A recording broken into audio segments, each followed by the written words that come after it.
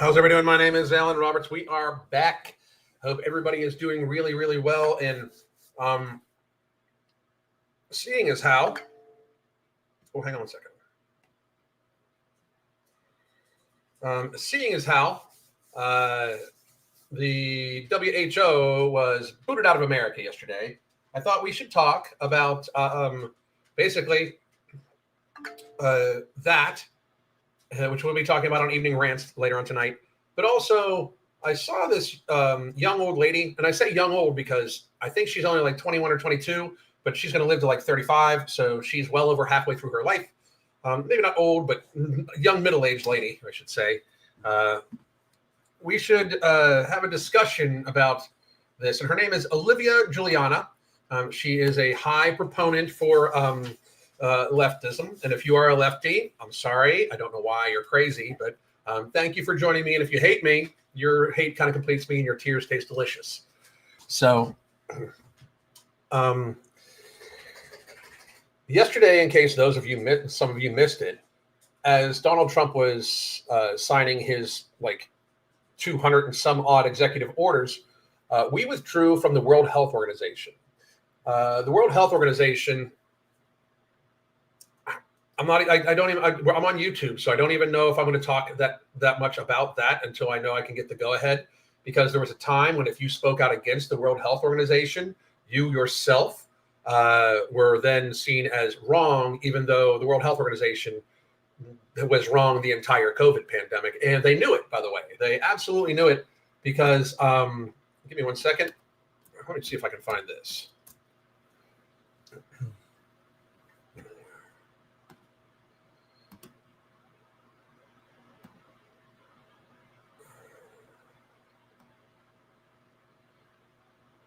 Give me one more second, guys.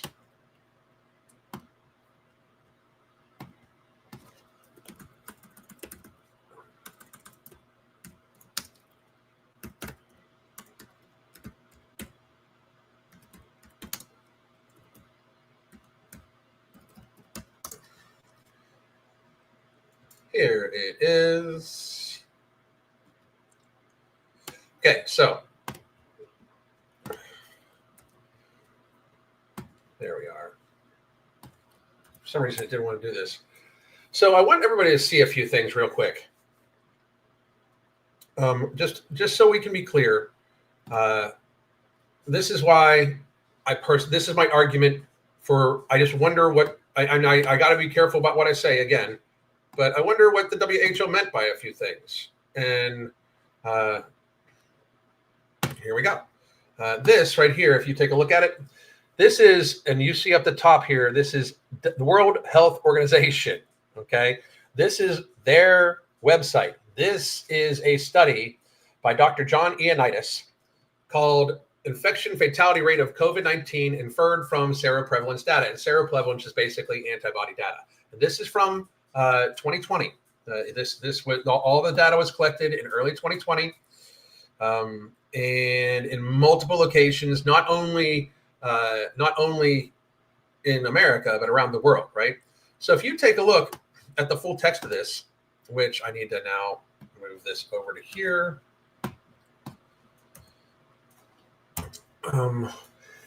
It's very small. It's hard for everybody to read it. Let's blow it up a little bit. Boom, boom, boom, boom, boom, boom. And then if I can get rid of this thing, or I can make it so this goes wider. I just want to show some people a few things, right? And the conclusion is that the infection, and this is in YouTube. I'm reading from the WHO website. This is a bulletin of the World Health Organization. This is just a bulletin of the World Health Organization. So if this video gets stricken for medical misinformation, you in fact are going against your own policy about the WHO, because I'm reading directly from their website. Keep that in mind. This says the conclusion is that the infection fatality rate of COVID-19 can vary substantially across different locations, and this may reflect difference in population age structure and case mix of infected and deceased patients and other factors. The inferred infection fatality rates tend to be lower than estimated made earlier in the pandemic. And I mean, this is on, again, this is the World Health Organization's co-signing this. This is not me. This is just them, right? So if you scroll down and you look at their charts, there's one that gets to it here, and this is the one I found most interesting. This is the deaths from COVID-19 and infernal infection fatality rate overall and in people younger than 70 by location in 2020, right? So this is the columns. This is right here is the number of site-specific cumulative deaths. This is the infection fatality rate. And this is for under 70, both of these last two columns, right? So if you look at under 70 for, let's say, I don't know, Southwest Florida, where I was at, the infection fatality rate, if you guys can see that, fine. If you can't, blow it up, and maybe you can see it a little better. But the infection fatality rate for everybody was 0.25, which, by the way, is in line with the seasonal flu. In fact, there's many times where the seasonal flu is actually higher than that by estimation, because they do a seroprevalence equation on that one too. But if you look at for under 70, it was 0.08, way less than the seasonal flu.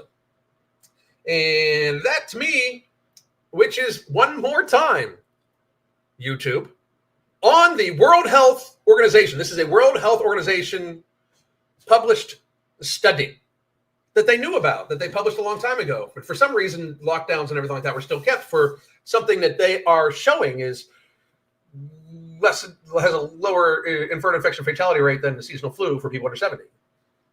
So I just want to say that, right? Now, I think that that's good enough reason, since they knew it and they didn't share that. I think it's because this is deep in their archives. Like, you need to search for this. You need to know what you're doing and who you're looking for and what you're looking for.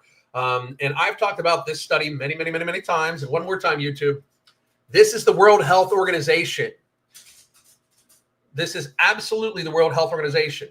And you would be marking the World Health Organization as medical misinformation if you would mark this video for me talking about this as medical misinformation.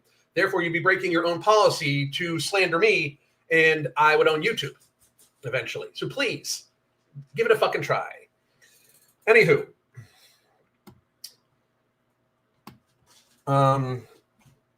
Yeah, this is true. The world knew, and they kept it quiet. 100%. 100%. This is true right here. I don't think I can get it up. I mean, I don't think what's going on here? I mean, I can get it up. You know what I'm saying? I don't know why we can't. My computer is glitching. Here we go. All right. Here we are. All right, now we got to go on. The World Health Organization knew it and still kept it quiet for CCP to pay their salaries. Exactly. Can't help but notice that New York and California are higher. That's due to low vitamin D. Whoops. That's due to low vitamin D. And I would almost place my wager on it. But also, it's the fat people. I mean, it is the fat people, right? I have an article on X, which you can go read, that talks about the susceptibility. And we're going to talk about that now, because that is actually the crux of why we are going to be talking, because this young old woman,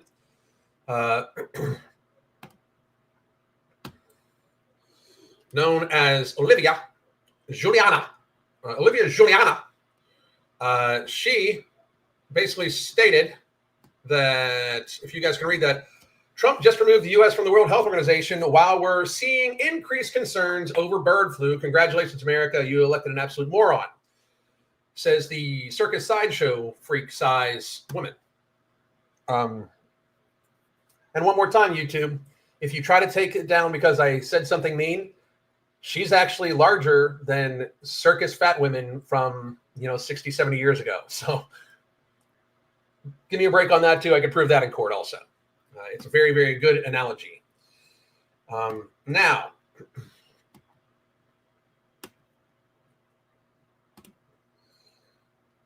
I wanted to talk about a few things about this, because she seems very concerned about public health. Very, very, very concerned about public health. And I don't believe that's true. I don't believe she actually cares. She definitely doesn't care about her own health. And that is observable by visual observation. She's like 21 or 22 and has amassed a large stature, a very, very, very large stature. And very frankly, why should anybody take her seriously about anything, especially when it regards to public health? If you are morbidly obese still now, you never took COVID seriously because the high risk group was well defined from the very beginning. And one more time, YouTube, literally according to the CDC and the WHO and just data, the high risk group was well defined as people over the age of life expectancy with 4 serious comorbidities and obese people. That was the two high risk groups. The only thing that put a person at higher risk besides their body size was their age. That is the only thing. Even ahead of cancer, even ahead of smoking, was how fat you were. That's no shit. And I just want to state for the record that these people are, full of fucking shit. If you take a look at stuff she's written before, let's take a look here. This is her background. This is, I was in the TSA line at IAH wearing a KN95 mask. You're showing how much you care about everybody by wearing a mask, which I do mostly in crowded places. God, please do cover your fucking face, especially in the airport or the planes. And the guy in front of me started loudly talking about how people who wear masks still are stupid. So he's not allowed to have his opinion. And by the way, you are morbidly obese. You're not smart. And I know that that's tough, but because you might have a high IQ, but you're being rather stupid being morbidly obese. It's objectively bad for you, especially when you're so hypocritical that you're stating how you should wear this mask for your health, but you face fuck yourself with food every day. She also says, I drove to CVS in Houston today to get gas. The parking lot was full of people with signs that said no mask, no vax, and no vax with a skull and bones around it. Of course, they were accompanied by flags, and I'll let you guess which kind. So the problem is what? Again, data is starting to come out to show that maybe people that, stayed in the control group, kept us, there was the two groups. There was the control group of which, society basically tried to make the control group not able to live in society, basically tried to boot us out of society, made it so we couldn't go grocery shopping and stuff like that. Not where I live, but other places. There's the control group. And then there's what I like to refer as the pincushion group, a group of people that thought that they were just going to take 2 little jibby jabs and be done with stuff. And then even though I said, if you think it's 2 and out, you're stupid. Everybody's like, no, it's just 2 and out. It's 2 and out. It's a medical miracle. And then a month later, they announced, oh, by the way, you still have to wear a face diaper and we need to boost you every 3 months. I'm just saying that maybe the people that were super pro mask, super pro lockdown, that stayed fat as fuck should not be taken seriously when in matters of public health. I mean, I'm just stating that. Maybe, and I'm talking just maybe, we shouldn't take people seriously when they can't take care of their own health, when they have no other, by visual observation, you can tell that they treat themselves poorly. When they tell us what we need to do or what we should do or what is appropriate, maybe we should say, I don't know if I trust what you're saying because one more time, you're not healthy yourself by your own hand. It would be different, if somebody's in a wheelchair and they're like, hey, maybe you should do this. That has no bearing on it. Absolutely. There's no bearing on it. There could have been an accident, a birth defect or something like that. But if you're fat as fuck, you did that shit. And maybe, just maybe, we should not be taking your advice seriously when it comes to matters of public health. Because you, in fact, are a burden on public health. We closed the world down for elderly people and fat people in 2020. Reality exists. For everybody to try to ignore it, especially now that people are trying to talk about this bird flu. You know what I'm going to do about the bird flu? Nothing. Same shit. I'm going to cook. I'm not going to do a goddamn thing. You know why? Because I'm not worried about it. You know why? Healthy. Fucking healthy. you know? And that's the long and short of that shit. I don't understand why people get so excited or so upset or so, wild in their head that everybody should take every virus super fucking seriously now, or every communicable disease, every flu, all that shit super, super seriously. If you are healthy, you really should not worry that much about it, to be honest. You should live your life, keep your stress levels down, try to get all the markers of health, making sure you're hydrated, get good sleep, good stress relief, work out, get good physical activity, keep muscle mass on your body to avoid sarcopenia, to keep your immune system high. Make sure you get plenty of vitamin D. Make sure you get plenty of vitamin C. Make sure that you treat yourself with whole foods, stay away from ultra-processed foods. Ta-da! I say this all the time.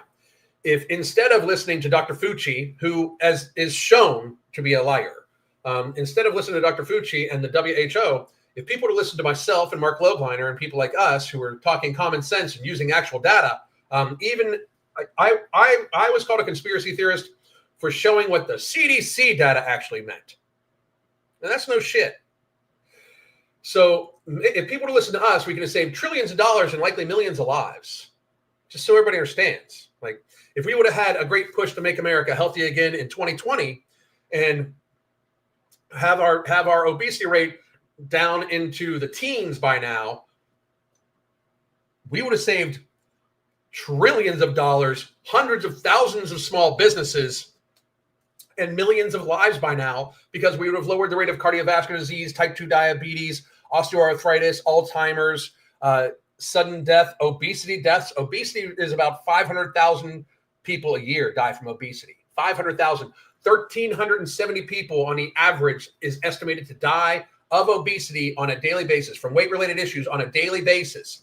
But yet that's not a public health emergency. Like this woman's saying we need to worry about the bird flu, but yet 1,370 people are estimated to die every single day from weight-related issues. You're going to have to pause and hold on because you're speaking nonsense. I'm speaking statistical facts and data that you can find on the CDC website, the WHO website, on Johns Hopkins, all those places. I'm talking about real life, real world shit that none of the public health officials want to actually acknowledge. Because if they acknowledge that and we got people healthy, we made America healthy again, we could actually defeat chronic illness. We could lower our healthcare burden by trillions of dollars a year. We could lower our healthcare burden by about $3 to $3.5 trillion a fucking year if everybody took responsibility for their own health and got themselves to a healthy weight and ate well and then got good exercise. If we expected people to actually participate in their own health the way we expect them to participate in life, we in fact would be able to save trillions of dollars a year, millions of lives every couple, a million lives or so every year, plus improve the quality of life, improve the quality of production and efficiency of the entire country and world. So please miss me with this shit when I should listen to some fat fuck say that I need to do something about a cold or a fucking flu that is not even dangerous to me because it might be dangerous to them. Here's my advice. If you are worried about being around other people that might have a communicable disease because you are immunocompromised, stay the fuck inside and fuck your fucking feelings. Work on your goddamn health. Don't expect anybody to do anything for you. I don't give a fuck if people are like, oh my God, that's so mean. You think they should stay inside? No, I think they should go outside, try to get healthy and do what they need to do and accept the risk of what they've done to their bodies. But if you're fat as fuck and you can't go outside because you're worried about people that aren't wearing a diaper on their face and literally you want them to so you can feel safer, even though a diaper on your face doesn't stop viruses just because it's literally the size of the particles. It's so dumb. It's just so dumb. But if you want anybody else to do something for your health, you can fuck off and welcome to staying inside. You can self-isolate. Nobody will miss your ass. Nobody. You can feel free to stay the fuck in. You don't need to participate in life because you haven't been. If you're fat as fuck, chances are you're not really participating in life all that goddamn much anyway. So that's my stance on that. I will take Q&A about anything I have just said. And one more time, YouTube, if you mark this as medical misinformation, everything I just spoke about is on the CDC and WHO website. You will be breaking your own fucking policy, and I will hire a fucking lawyer immediately and sue your ass. Because realistically, not only should this not be suppressed, this should be broadcast at high fucking volume. And everybody suggested thing that it is on the WHO website that COVID-19 in 2020 in most parts of the country was in line or less than the seasonal flu. It's on the WHO website. One more time, just so everybody can see, it is right here. Like literally right here. It is the bulletin of the World Health Organization. It is right here. And yes, was it a little bit more in other places? Of course. Was it less in other places? Of course. That has a lot to do with the age of the people. Although I will say that in Southwest Florida, it's one of the most elderly populations there is. People just aren't fat, or they aren't nearly as fat. And they get more vitamin D. Oh, huge shock. Anywho, I'll take questions. And one more time, if you want to help get yourself healthy and make America healthy again, whoops. That's not the one I wanted to put out there. But anyway, that's a search. I don't think you guys will be able to access that. But and here is the coaching links. Looking forward to working with all of you. Anybody that wants to get healthy, help yourself, make yourself healthy again, build healthy habits. Here are the coaching links. Please and thank you. Christina Rodriguez, you're right. I work in a hospital, and people this season are getting admitted way more for flu than the vid. Of course. And I'd imagine most of them that are getting admitted that need actual medical care are not in the best of health to begin with. Just statistically speaking. Also, I got slammed on social media because I said I was not changing my life for bird flu, according to the trolls. I am a killer. Okay? Sounds good to me, too. I mean, what the fuck? Anywho. No. I appreciate you, but no. No. Not today. I'm going to answer some questions and then go. It's not the Spicoli show. And I appreciate you. I'm happy you're doing better, bro, but no. Found your channel shortly after the pandemic started. It was a breath of fresh air and hearing somebody who made sense. Thank you very much. I appreciate you.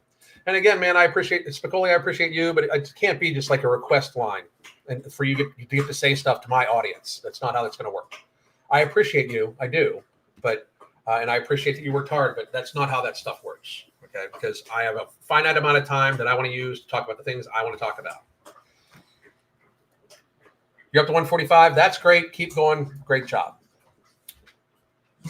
Anywho, any last questions, comments, concerns, anything like that? Any Q&A I can answer before I go? And by the way, Mark and I will be back 8 p.m. Eastern time tonight, evening rants, going over day 2 of bringing America back to how it's fucking supposed to be and getting rid of this stuff. By the way, I don't know if you guys saw that there was an executive order signed that designated that we now know the definition of a woman, and it's adult human female. Just saying. That I'm sure is going to cause a tizzy for a lot of people, but I don't know why, because reality exists. But anyway, seeing as how nobody else is writing in, please do last couple minutes. But if not, I am going to get going because I want to grill out some steaks before the snow starts. I can't believe I even have to fucking say that. I'm not even visiting family up north, and I have to fucking say that. What the fuck is going on? So I hope everybody has a great day. Thank you very much. I will be back 8 p.m. Eastern time with Mark Loveliner. Please do check out our coaching specials. They are right here. Make America Healthy Again. And also, by the way, one more time, you can go to ambrosiacollective.com, use the code capital M, capital F-I-N-G, capital C, capital O, and you can get 15% off the entire site for this month, or you can add that to one of the packages and end up getting 50% off the package. And one of them is the weight loss package that has No Morbidity, Alchemy, Ember, and Hydroglyph in it. Please do check that out. My name is Alan Roberts. Some people call me that Angry Bald Man. You can call me whatever the fuck you want. I don't care, but I hope you have a great day. Goddamn.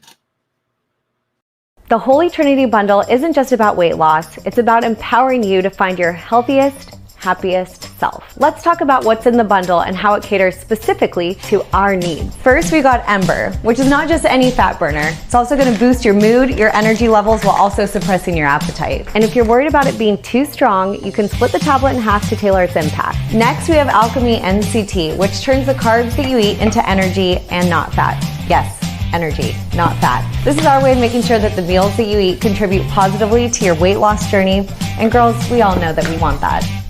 And finally, no morbidity. This one's my favorite because it works while you sleep. It burns fat and controls those nighttime cravings without any stimulants, so you wake up feeling refreshed. Try it out and feel the genuine difference. Here's to new beginnings and real results.